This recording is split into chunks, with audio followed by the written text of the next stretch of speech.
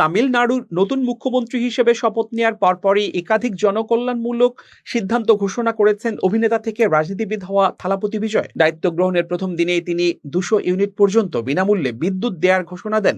পাশাপাশি মাদকের বিস্তার ঠেকাতে বিশেষ টাস্ক ফোর্স গঠন এবং নারীদের নিরাপত্তা নিশ্চিত করতে আলাদা বাহিনী তৈরিরও নির্দেশ দিয়েছেন।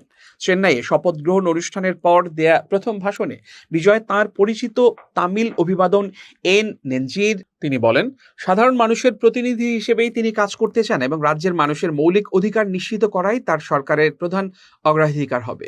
নতুন মুখ্যমন্ত্রী জানান, বিদ্যুতের বাড়তি খরচে সাধারণ মানুষ যাতে চাপের মুখে না পড়ে সেজন্য প্রতিটি পরিবারকে মাসে 200 ইউনিট পর্যন্ত বিনামূল্যে বিদ্যুৎ দেওয়া হবে।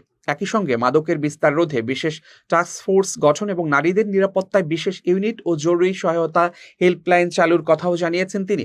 শিক্ষা, স্বাস্থ্যসেবা ও বিশুদ্ধ পানির মতো মৌলিক খাত দ্রুত সংস্কারের আশ্বাস দেন বিজয়। তার ভাষায়, সরকার মানুষের দৈনন্দিন জীবনের বাস্তব সমস্যাগুলোকেই সবচেয়ে বেশি গুরুত্ব দেবে। তরুণ ভোটারদের উদ্দেশ্যে দেয়া বক্তব্যে বিজয় বলেন, যারা তাকে বিজয় মামা বলে রাখে তাদের ভবিষ্যৎ গড়ার দায়িত্ব তিনি নিজের কাঁধে নিয়েছেন। তিনি বলেন, তরুণ প্রজন্মের জন্য কর্মসংস্থান, নিরাপত্তা ও উন্নত শিক্ষা নিশ্চিত করাই হবে তাঁর সরকারের অন্যতম লক্ষ্য। বক্তৃতায় আগের সরকারের আর্থিক ব্যবস্থাপনাও তুলে ধরেন তিনি। বিজয়ের দাবি, বিপুল ঋণের চাপ এবং দুর্বল অর্থনৈতিক অবস্থার মধ্যেই তাঁর সরকার দায়িত্ব নিয়েছে, তবে জনগণের অর্থের সঠিক ব্যবহার নিশ্চিত করার প্রতিশ্রুতি দেন তিনি।